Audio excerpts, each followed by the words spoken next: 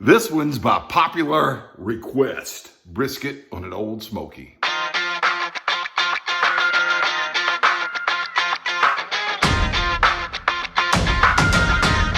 Hey, I'm Big Lou, and this is Big Lou Barbecue and other things I want to do. And y'all know Old Smoky is one of my favorite grills, and I've been cooking on them since 2002. All right, but I've had this grill since about 2012. But briskets haven't really been my thing. But this past year or so, I've gotten better at it. And I was asked to do a tutorial on how to do a brisket on an Old Smoky. I'm sure there's lots of ways to do a brisket on an Old Smoky, but this is a way that's working for me. We're talking low and slow on a $65 grill or so thereabouts. That's what I paid for it, all right? And this is how we're gonna cook this brisket. Okay, okay, I just wanna quickly show you the brisket in the packaging. We got it at the Wally World, $22.63. No, it's not choice or prime because it doesn't say that, so I'm assuming it's select. But it seemed fairly flexible, and it's 11.43 pounds, so it's not a real huge one. I'm gonna get it out of the package, show you what it looks like out of the package, and then I'm gonna trim it up off camera. Here it is out of the package. I use a fish fillet knife to trim. I'm gonna trim, part of it here. This is a little thin part here, and this down on the flat, that is really thin right there. I may wind up cutting that off. Trim off this hard fat here, and I trim out the fat in between the point somewhat. And what I use is a fish fillet knife when I trim it. I'm not gonna show you me trimming it, but I do want you to know that any red meat that I cut off, I set aside to make broth, and I save the fat and make tallow with it. I have a video on how to do that. Actually, I'm making lard, but it's the same process. Anyway, that'll be in the iCard above. I'll show you what it looks like once you have it trimmed and show you how we're gonna season this. Okay, well, here's it trimmed up as much as I'm going to trim it. I trimmed off all that hard stuff right along the edge here, okay? And I trimmed a good bit of layer of the fat off. Right here, I went a little too deep. I just covered it back up, but that shows you about the thickness of the fat that I'm leaving on here. So I said, oops, going too deep. So I just cover that up. I'm just a guy I'm not a professional, just a fella having fun with food, fire, and a phone camera in my backyard, you know? All right, this is the underside. And I trimmed some of the fat out that was in here and trimmed this big hunk of fat off that was right there. And I'm gonna leave some of this silver skin. I pulled some of it off. But so that's as much fat as I got out of it. Now this is mostly all white fat. That's from the fat cap. And I'm going to make tallow with this, all right? Same way I make lard. I had an iCard in the video. And then this is the red meat, okay? From where I cut the side and little parts that were dangling off that would burn. And I could probably get a pint, maybe a pint and a half. I doubt I'll get a quart, but maybe out of this. I'm gonna throw in half an onion in there. I'm gonna throw half a rib of celery, maybe a couple pods of garlic, a sprig of fresh rosemary from my wife's plant, and maybe bay leaf or two. And I'll boil this for about 30 minutes at a raging boil. Turn it down to a simmer and let it simmer for about an hour and a half. Then I'm gonna strain it and I'm gonna have beef broth. This is relevant to cooking this brisket because some of that beef broth is gonna go into my basting sauce. I won't bore you with me cooking this because I have a video on how to make stock and stuff. It's the same process, and I just told you what I'm going to do, all right? So I'll throw onion, celery, some other herbs and stuff in there, boil it for an hour and a half for a half an hour at a raging boil, and simmer it for an hour and a half after that. And so about 2 hours, we'll have some beef broth for the basting sauce. All right, now what I'm gonna do is I'm gonna put a liquid on it. I like to use the SWAT team, as I call it. This is equal parts soy, Worcestershire, and Tabasco. I have a half ounce of each, so I got about 1.5 ounces of liquid here, or a tablespoon of each, if you wanna call it that, because a half ounce is a tablespoon. You can use an over-the-counter marinade like the Allegros, the Dells, the Moores. You can just use Worcestershire sauce if you want. You could just use soy sauce if you want. Just mix those if you don't want the Tabasco in there. Some people use mustard. Some people use olive oil. They call it a binder, but that's kind of funny when they use olive oil and call it a binder, you know, because oil is generally a lubricant, not a adhesive, but it works, all right? And so what I'm gonna do is I'm just gonna smear this all over the fat side and the underside and get it all in there. I really like using a the soy, Worcestershire, and Tabasco mix. And I probably put too much on the other side, and this is the side that I need it. But I'm gonna flip it over, and it'll catch it from the board. So now, using Big Ron's rub, Hint of Houston. I think I showed you this earlier. This hand's still clean. I haven't touched the meat with it. Now re-gloved after I trimmed it. So anyway, I'm just going to get this all over here on the meat side. And then we'll do the fat side too. Get it all in there. This does not have a lot of salt. So it's not going to be a real salty one. I could have added some salt to it, but I'll probably add some salt in the basting sauce, and there'll be salt in the broth that I make. So that's where the extra salt will come from. All right, now if you want to do more of a Texas style brisket, I know this says Hint of Houston on it, but if you want to do more of a Texas style brisket, just use salt and pepper. I often like to use what's called newspaper rub, which is just a salt, pepper, and cayenne pepper mix. And there's lots of other, brisket rubs you could buy or whatever. But I'm using this today. So, and it came from the Old Smoky website too. All right, I ordered it right off the Old Smoky website. That's where it came from, cooking this on the Old Smoky, so I figure it's appropriate. All right, it's ready. All I gotta do is get the grill ready. All right, not using the tripod. What I've got here is an aluminum platter that I use as a barbecue platter, and I've had it since Moby Dick was a minnow. I cover it with aluminum foil and use it as a drip pan in this a lot. And that way it's cheaper than buying a disposable aluminum pan. You can do it the way you want to though. What I've got is the charcoal snake. Now, I hate snakes like Indiana Jones, so I like to call it a charcoal chain. Anyway, I lined up 2 rows of briquettes side by side, like cars starting the Daytona 500. Except right over here, there's only one because I've got an oval platter. And so it's only one on that side too. Then I stacked up another row up, connecting them like shingles on a roof, not right on top of each other, but on top of the bottom 2. So there's 2 beneath each one. And so I've got a double side snake, and then I put some mesquite wood chips on top, all right? And it's gonna take about 4 hours to move. It goes from about handle to handle, almost. All right, it's a little further than the handle here, and not quite to the handle there, but almost. So it's about halfway around. And what's gonna happen is I'm gonna light it right here like this. Got one of those lighter cube things in there. You use whatever brand you wanna use. All right, this is the Fast Light. It's gonna ignite these coals here. These coals will ignite the next coals. These will ignite the next one. It'll burn like a fuse. When it gets to about the 3rd or 4th set of coals right here, the first coals are burning out. So it won't get too hot. So it'll be about 4 rolls of coals burning at each one. And so I'm gonna go ahead and put the grate on here and get it up to temp. All right, the coals are going well. The steak's getting better and starting to burn well. It is right now 9:15. I prepped this brisket about an hour ago. As far as when I finished having it seasoned, I'm putting it fat cap down over the drip pan there. And that way when I baste it, the base gets into the meat. All right, fat cap up is okay too, whichever you prefer. All right. All right, well, it's on. So let's cover it up, okay?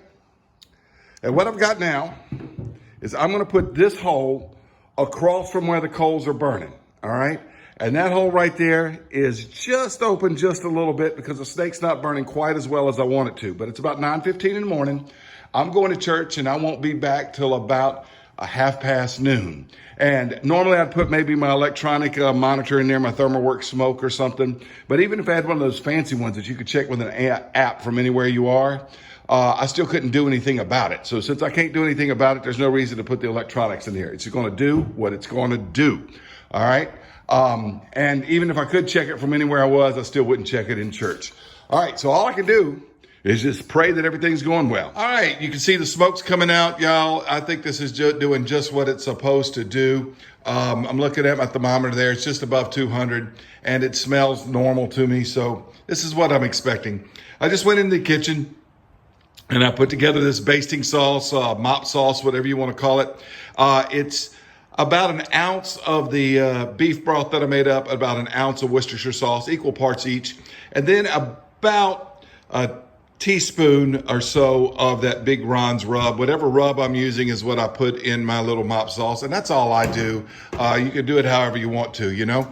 Anyway, I didn't show you me making the sauce because family's just coming home from church service. They're all in the kitchen. Wasn't conducive to doing a YouTube video. So anyway, you don't need to see how I made it. I told you what it is. Just beef broth, Worcestershire sauce, and some of that Big Ron's rub. All right, so all I'm gonna do, all I generally do, now you can use a spray bottle if you want, but I like this mop. All right. It's been a good mop and I'm glad to have it. Old Grill Beast mop, and they went out of business, but the mop still works very, very well, and I enjoy having it. So thanks to the folks at Grill Beast for this mop. I went there to buy some stuff, bought some stuff, and they gave me some stuff too. That was well over a year ago. I'm just slopping this on. Remember, it's fat cap down so that I can get this based into the meat part when I baste it. If it was fat cap up, I'd turn it over just to baste it. Get some along the sides there.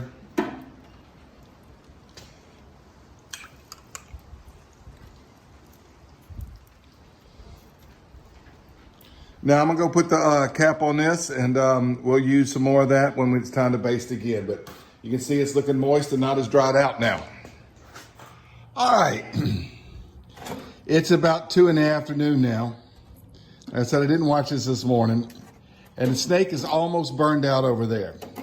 So what I'm doing is, I don't know if you can see here, but I am sweeping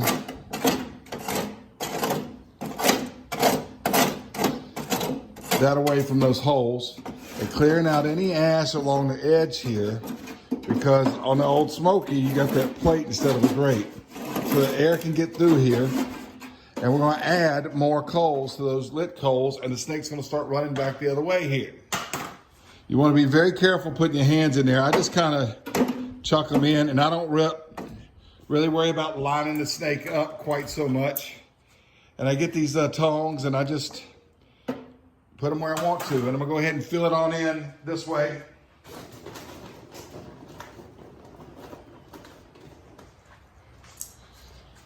Don't reach your hand in there, because I'm telling you what, you'll burn yourself on that grate.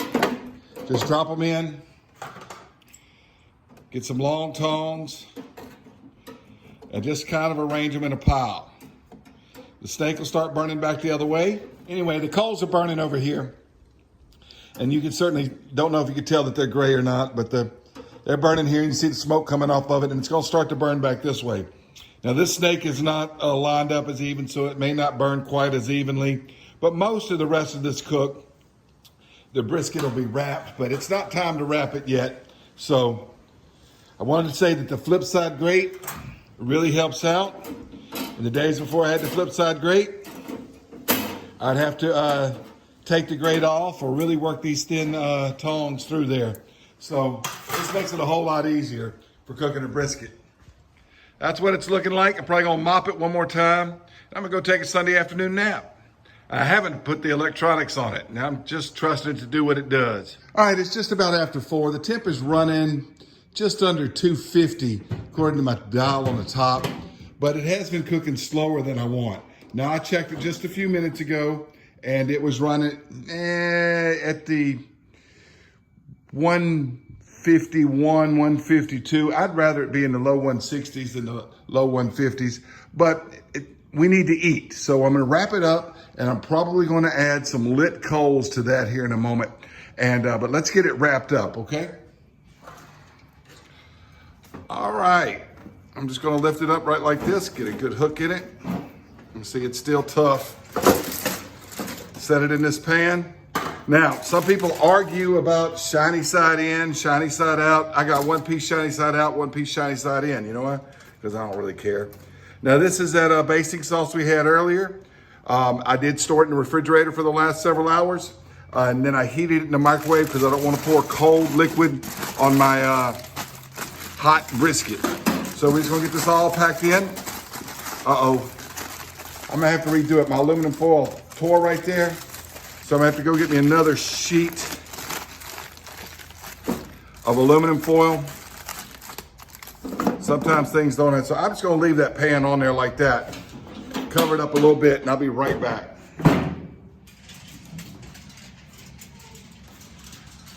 All right. Had to run inside, get some more foil. I pick it up, put it on. Looks like I got shiny side out on this one, but you know what? Life goes on, man. And that other piece tore. I should have had some already out here and ready to go. Extra, so I didn't have to run in the kitchen and get it. But, you know, I'm a backyard guy. See, it's not nearly soft enough yet. We're going to set it right back on there like that. I'm going to cover it up. Okay, it is almost 20 minutes till 9. It is 8:40 right now. And I am getting 203. In most places, to over 200 in just about all of it. So I'm gonna wrap it back up. I'm gonna put it in this pan right there. And I'm just gonna set it in my oven. The oven's not on. Just gonna set it in my oven and let it rest for as long as my family will bear. It's getting late. This is taking a lot longer than I expected it to, but we did low and slow barbecue on an Old Smoky grill. Okay, it's been sitting in the oven for just about an hour. Probably better to let it rest for 2 hours. The oven has not been on, just was a place that was warm instead of messing up a cooler, and just letting it sit in this pan. This is backyard barbecue, all right? So let's take a look at it here from where we had it all wrapped up. Smells delicious, and you can really already smell that mesquite smoke on it. Looks like that. Now, put it in that broth. I don't get a real crispy bark, but looks good. Now I'm gonna get it out of here and I'm gonna put it on the cutting board. All right, this is the fat cap up, and I gotta get it cut because my wife is nibbling at it. Is it any good? It really is. Okay, this is fat cap upside, and I'm gonna go ahead and just, you know what, we'll just slice it. Let's move this out the way. And I'll just slice it. I think that's across the grain. How's the grain running? Yeah, it's across the grain. There's a smoke ring. It's beautiful. Yeah, it's a select grade, and it, let's see if we can get a pencil thin slice and see how, that's not too bad. Too bad for a $20 brisket. So, anyway, Eli, you want to take a piece? Yes, sir.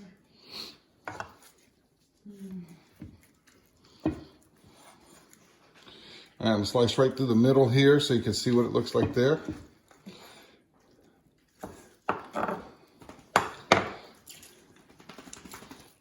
Look.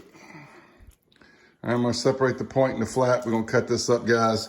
And I am going to do a taste test on camera with this piece right here. Like that. I cut it a little thick, but that's good. I like it. So, anyway, thanks for watching Big Lou Barbecue. All right, this is a piece of that flat.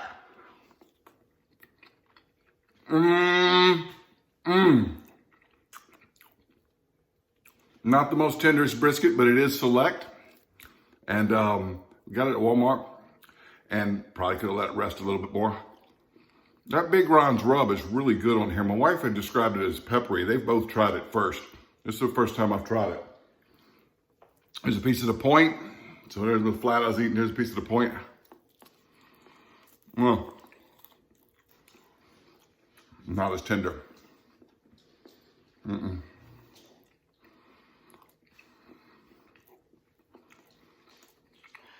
But the flat works out. All right, I'm gonna put this on a burger bun, serve it with some fries. Probably gonna dress it instead of barbecue sauce. I'm probably gonna dress it with some mayonnaise and some Chipotle hot sauce. And the fries, I did them in the air fryer. Should have fried them up in that tallow I made. This is good.